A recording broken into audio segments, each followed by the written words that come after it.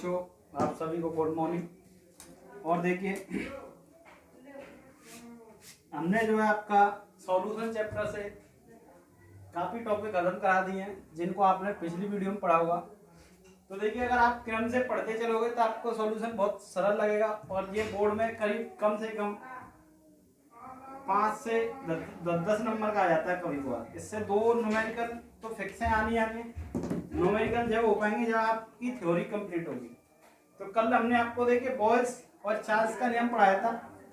अब देखिए, अगर आपने बॉयल्स का और चार्ल्स का नियम पढ़ा होगा तो इसके द्वारा एक बांट हाफ समीकरण पढ़ेंगे।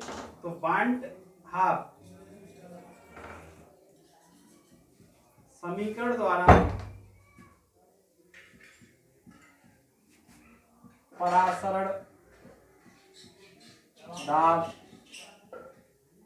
दाब, आयतन व ताप में संबंध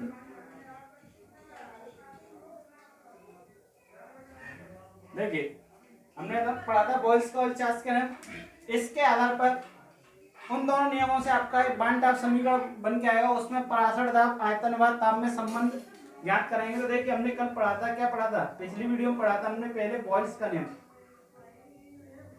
बॉयल्स का नियम क्या पढ़ा था? बॉयल्स का नियम कितने बच्चों ने पढ़ा था? क्या पढ़ा था? स्थिर ताप पर किसी विलयन का परासरण दाब समानुपाती होता है सांद्रता के। इसको समीकरण 1 मान लो। दूसरा पढ़ा था हमने चार्ल्स का नियम। चार्ल्स का नियम। अब देखिए, चार्ल्स का नियम पढ़ा था हमने। तो चार्ल्स के नियम में हमने क्या पढ़ा था कि स्थिर सांद्रता पर किसी विलयन का परासरण दाब परम ताप के समानुपाती होता है। इसको समीकरण 2 मान लो। अब देखिए, समीकरण 1 व 2 को क्या करने पर? मिलाने पर। क्या करने पर? मिलाने पर। तो समीकरण 1 और 2 को मिलाएंगे तो क्या निकलेगा? P समानुपाती CT। P समानुपाती CT। तो देखिए, हमने क्या पढ़ा था? यदि C सांता में 1 मोल 20 लीटर होता है, सी सांता में 1 मोल 20 लीटर होता है, क्या निकल के आया था कल? P। देखिए, पहले P समानुपाती 1/, या तो इसको ऐसे ले सकते हो, P बराबर R और C का मान क्या निकल के आया? 1/B/T। तो P बराबर RT। यदि देखिए, C सांता में 1 मोल 20 लीटर होता तब आपका क्या निकलेगा? P और C बराबर 1/B। R क्या यहाँ पे एक नियतांक है, जिसे गैसीय नियतांक कहते हैं।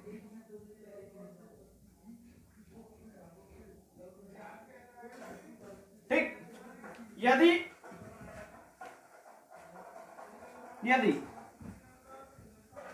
C सांता में N मोल 20 लीटर होता, C सांता में N मोल 20 लीटर होता, तो यहां से देखिए क्या निकलेगा? P बराबर nRT। देखिए, N बराबर क्या होता है? N क्या? मोल। और मोल बराबर क्या होता है? भार क्या होता है? स्मॉल w और अणुभार स्मॉल m। तो P बराबर क्या निकल के आएगा? WRT/m। तो यहां से देखिए, आपका जो है फॉर्मूला क्या निकल गया? P बराबर WRT/mb परासरण दाब होगा।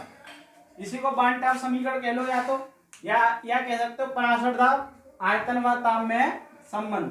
परासरण दाब व आयतन में संबंध क्या निकलेगा? P बराबर WRT/mb।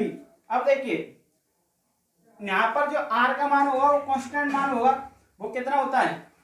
देखिए, यहाँ पर जो है, यहाँ पर आपको ये चीजें पता होना चाहिए।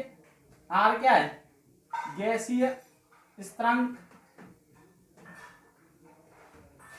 जिसका मान होगा कितना होगा 0.082 ATM लीटर मोल प्रति केल्विन। लीटर ATM मोल प्रति केल्विन। ठीक, यहां से देखिए स्मॉल डब्ल्यू क्या है, विलय का भार,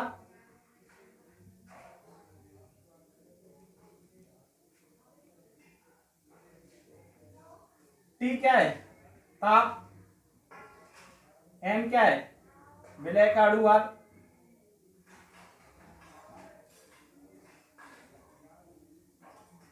बी क्या है आयतन, किसमें लीटर में, बी क्या है आयतन किसमें लीटर में। अब देखिए पी क्या है पराशर दाब,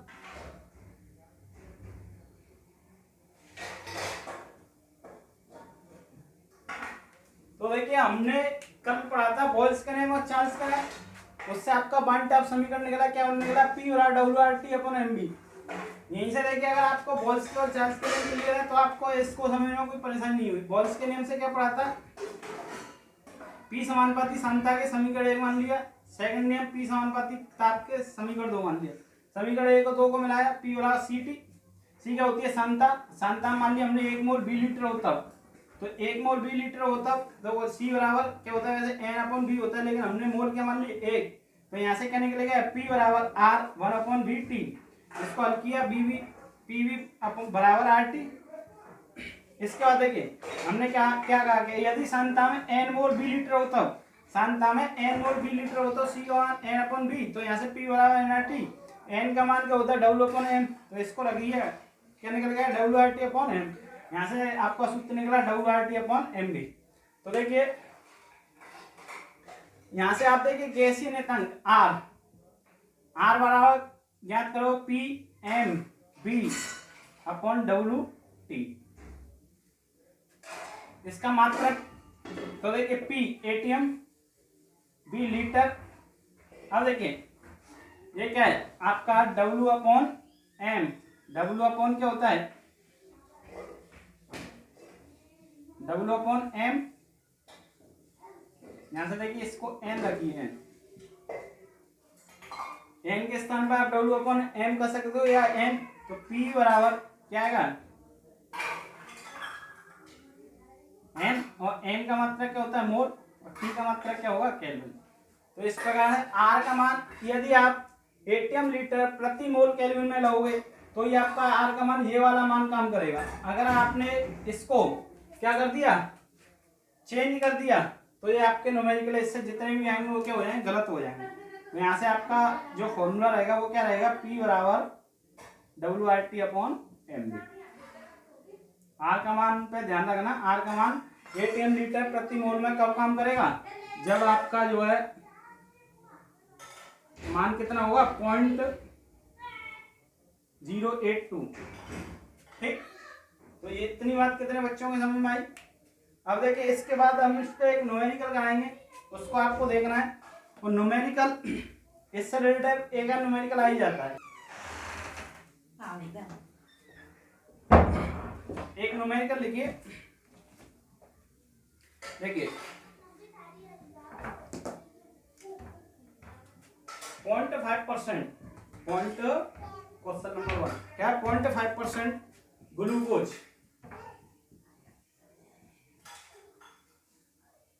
विलयन का 0.5% ग्लूकोज विलयन का परासरण दाब ज्ञात कीजिए 18 डिग्री सेल्सियस ताप पर। और देखिए ये क्वेश्चन आपका सिंपल सा क्वेश्चन है। 5% ग्लूकोज विलयन का परासरण दाब ज्ञात कीजिए 18 डिग्री सेल्सियस ताप पर।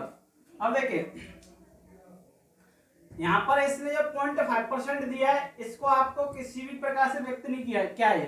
तो देखिए हमें परासरण दाब ज्ञात करना है, पी बराबर क्या होता है W R T upon M B. और WRT/MB होता है पराशर दाब ज्ञात करना है। तो देखिए 5% ग्लूकोज विलयन का पराशर दाब 5%, तो हमने ग्लूकोज विलयन का कह रहा है। तो यहाँ पर देखिए अगर ये W/W से दिया हो द्रव्यमान से, तो यहाँ पर ग्लूकोज की मात्रा कितनी होगी, ग्लूकोज का भार, ग्लूकोज क्या क्या क्या होगा विलयन में विलय, और इसका भार कितना होगा 5 ग्राम। ग्लूकोज का अणुभार निकालो, यहाँ से कितना आता है C6H12O6, इसको हल करोगे C12, C का 12 गुणा 6 प्लस 1 गुणा 12 प्लस 16 गुणा 6, इसको हल करो क्या आएगा 12 छिक 72, 12 एकम 12, 16 छिक 96, इसको हल करोगे 180। तो यहाँ से W पता चल गया, M पता चल गया।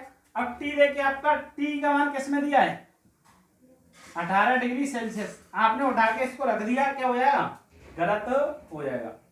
क्यों हो जाएगा गलत, क्योंकि इसमें जो है आपका जो है ताप जो चाहिए वो कहीं में चाहिए केल्विन में, और ताप केल्विन में लाने के लिए क्या करोगे आप इसमें 273 जोड़ोगे, तो कितना आ जाएगा 1919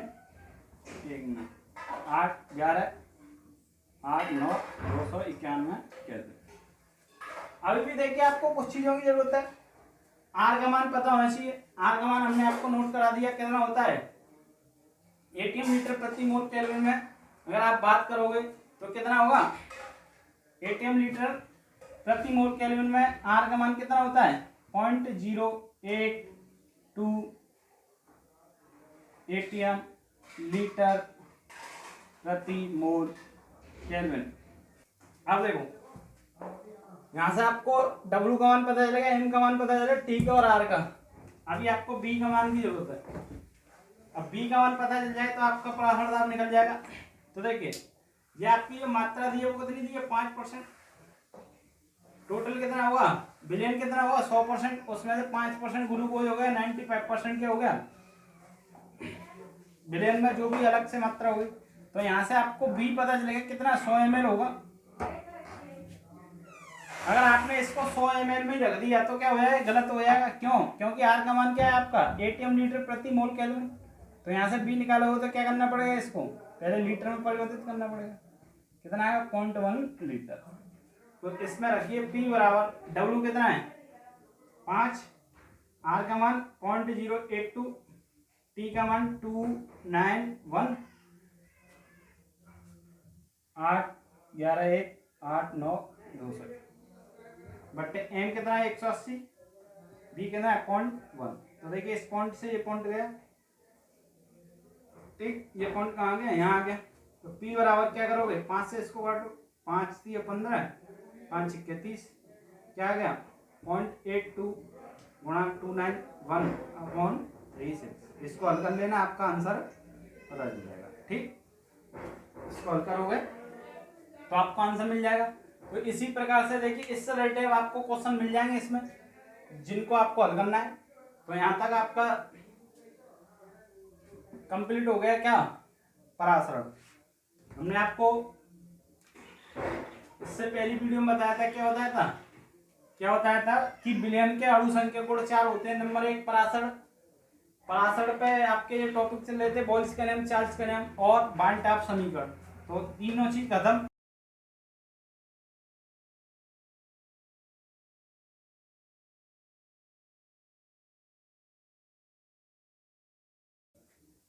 क्या आएगा वाष्प दाब अवरोहन। तो देखिए वाष्प दाब, सबसे पहले हम वाष्प दाब की बात कर रहे हैं। तो देखिए मान लो ये कोई पात्र है, इसमें जल भरा हुआ है, बंद है,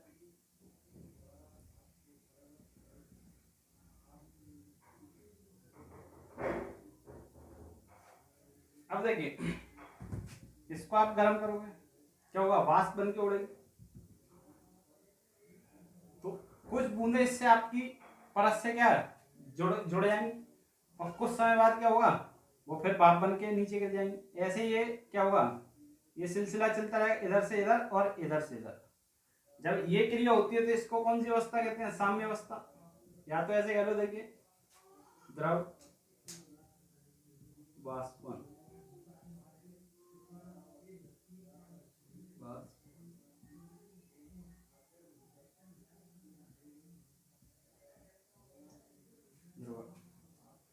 या तो ऐसे कह लो कि साम्य की अवस्था जिसमें कोई द्रव वाष्पन के द्वारा वाष्प में तथा वाष्प द्रवण के द्वारा द्रव में परिवर्तित हो जाता है, तो वाष्प का दाब ही द्रव का वाष्प दाब कहलाता है।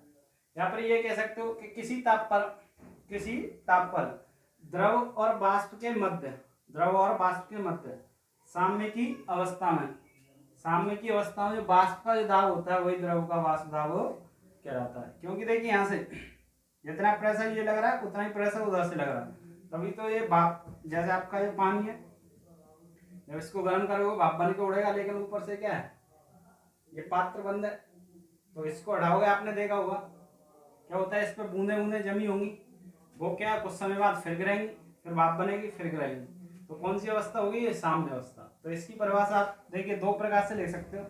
या तो ऐसे कह लो, आप क्या कहोगे कि किसी ताप पर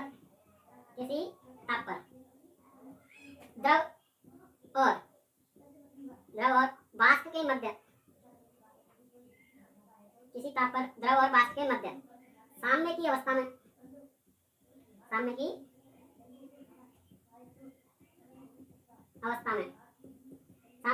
वाष्प का दाबी द्रव का वाष्प दाब कहलाता है। अथवा इस प्रकार कह सकते हो कि साम्य की अवस्था में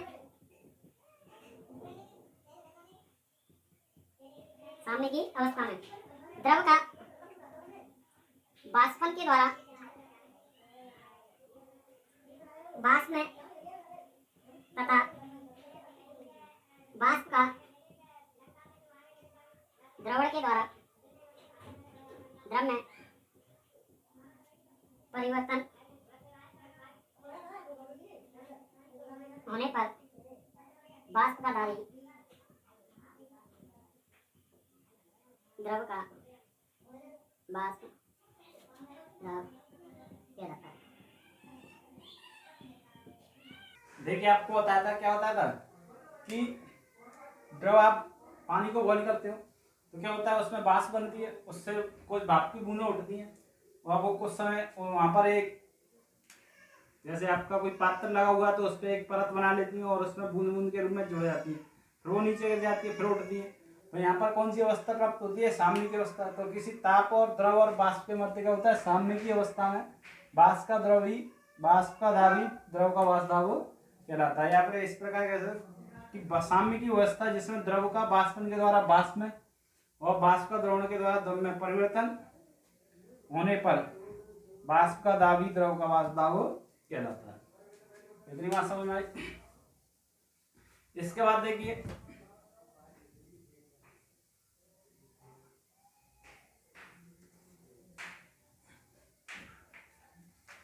इसके बाद आपका जो है वाष्प दाब अब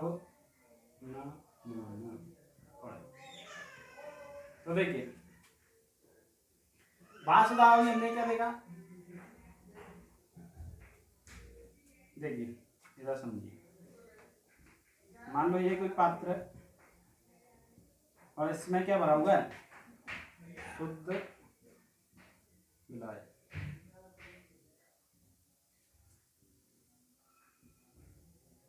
और इसमें आपने कोई अवाष्पशील पदार्थ घोल दिया। अवाष्पशील मतलब जो वाष्पित ना हो, घोल दिया। तो यहाँ पर मान लो ये तो शुद्ध है, इसमें आपने घोल दिया तो ये क्या बन गया, विलयन।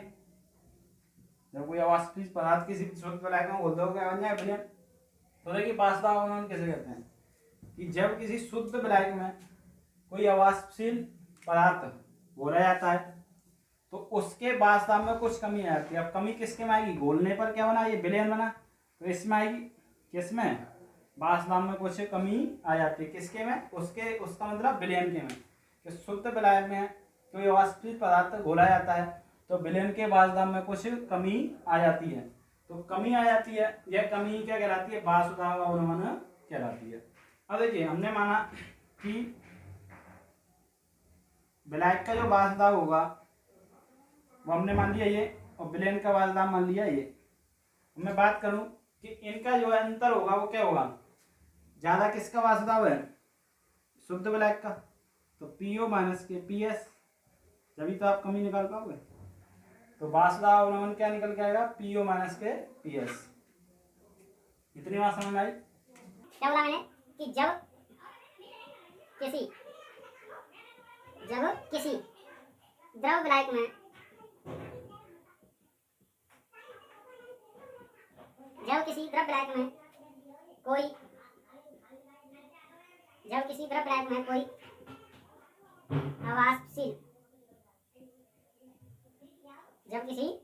कोई अवाष्पशील क्या होता है? पदार्थ मिलाया जाता है।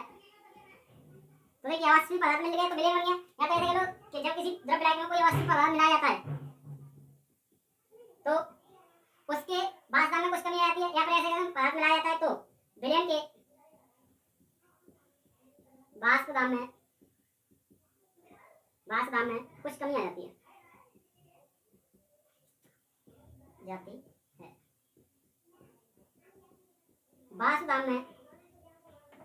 वासुदाव में यह कमी है।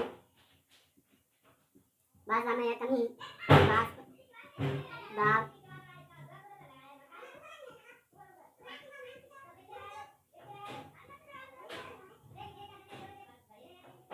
ठीक। क्या होता है? जब किसी द्रव विलायक में कोई अवाष्पशील पदार्थ मिलाया जाता है तो विलयन के वासुदाव में कुछ कमी आ जाती है। वासुदाव में यह कमी क्या कहलाती है?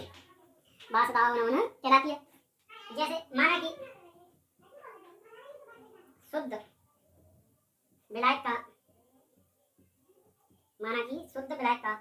वासुदाव क्या है? माना कि शुद्ध विलायक का वासुदाव पी0 कह लो पीओ तथा विलयन का वासुदाव पीएस, मतलब सॉल्यूशन या कॉल कह लो पीएस हो तब क्या निकल जाएगा? यहाँ से वासुदाव अवनमन बराबर क्या होगा? पीओ माइनस के पीएस। इतनी बात समझ आई? क्या बोला मैंने कि जब हमने किसी शुद्ध द्रव विलायक में क्या बोला था? कोई अवाष्पशील पदार्थ जो वाष्पित ना हो, अभी वाष्पशील अभी वासुदाव की बात करी, अगर वो समझ में आया तो ये भी समझ आया। वाष्पित ना हो तो वाष्पित नहीं होगा तो क्या होगा? जैसे ये शुद्ध है, ये जल्दी वाष्पित होगा। अब इसमें हमने कोई अवाष्पशील पदार्थ मिला दिया तो वो बन जाएगा विलयन।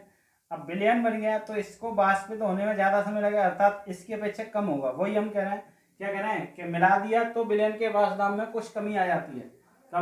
तो वासुदाव में एक कमी क्या कहलाती है? वासुदाव हमने माना कि शुद्ध विलायक का वासुदाव पीओ तथा विलयन का वासुदाव पीएस हो तब वासुदाव ये निकलेगा। ठीक, यहाँ तक आपको कोई परेशानी? इसके बाद देखिए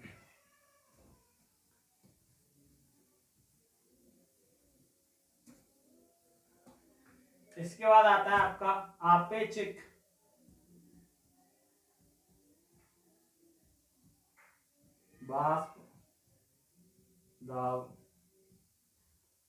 वासुदाव अवनमन।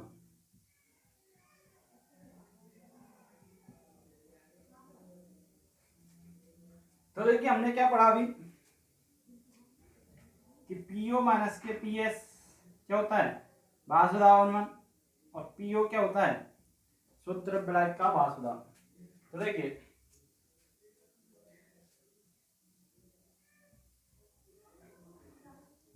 यहां से इसकी परिभाषा बनाओ। आपेक्षिक वासुदाव अवनमन क्या होगा? किसी विलयन का वासुदाव अवनमन और शुद्ध द्रव विलायक के वासुदाव के अनुपात को ही क्या कहते हैं? आपेक्षिक वासुदाव अवनमन कहते हैं। यहां से इतनी बात समझ में आई? क्या बोला मैंने? किसी विलयन का क्या वासुदाव अवनमन, किसी विलयन का वासुदाव अवनमन तथा शुद्ध द्रव विलायक का वासुदाव विलायक के वाष्प दाब के अनुपात को ही अपेक्षित वाष्प दाब अवनमन कहते हैं। क्या बोला? किसी विलयन का वाष्प दाब अवनमन तथा शुद्ध द्रव विलायक के वाष्प दाब के अनुपात को ही अपेक्षित वाष्प दाब अवनमन कहते हैं। तो वाष्प दाब अपेक्षित वाष्प दाब अवनमन वाला क्या निकल गया है?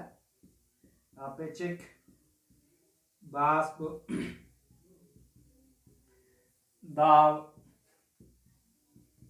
अवनमन बराबर पीओ माइनस के पी एस अपॉन पीओ या पी नॉट कह सकते हो। ठीक।